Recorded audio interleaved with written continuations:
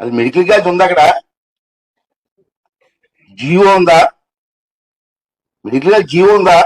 అయితే తప్పమ్మా, medical college లేదండి, ఉట్టి ఆర్డరే లేదు.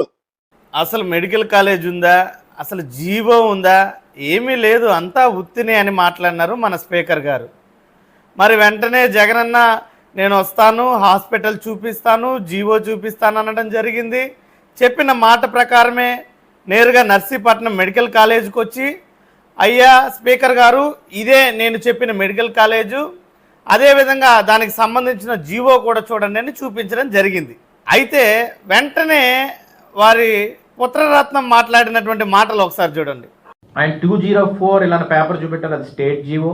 ఒక ఇన్ ప్రిన్సిపల్ గా till now he didn't get a single in principle approval from National Medical council.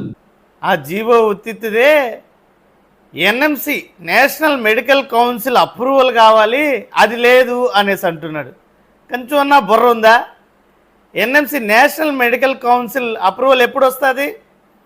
Hospital నిర్మాణం పూర్తి స్థాయిలో అయిపోయి దానికి సంబంధించినటువంటి ఇన్ఫ్రాస్ట్రక్చర్ మొత్తం కూడా అక్కడ ఏర్పాటు చేసిన తర్వాత నేషనల్ మెడికల్ కౌన్సిల్ విజిటింగ్ చేసి ఆ తర్వాత ఎన్ని సీట్లని అలాట్ చేయొచ్చు, దీనికి ఏ రకమైనటువంటి ఇన్ఫ్రాస్ట్రక్చర్ ఉంది అంతా చూసిన తర్వాత అప్పుడు ఎన్ఎంసీ అప్రూవల్ ఇస్తుంది.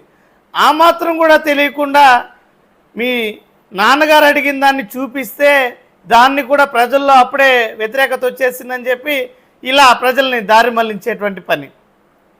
ఈ తెలుగుదేశం పార్టీకి, ఆ నాయకులకి ప్రజల్ని ఏ రకంగా డైవర్ట్ చేయాలనే విషయం తప్ప ఇంకా ఏమాత్రం కూడా జ్ఞానం లేదనేది స్పష్టమైపోయింది.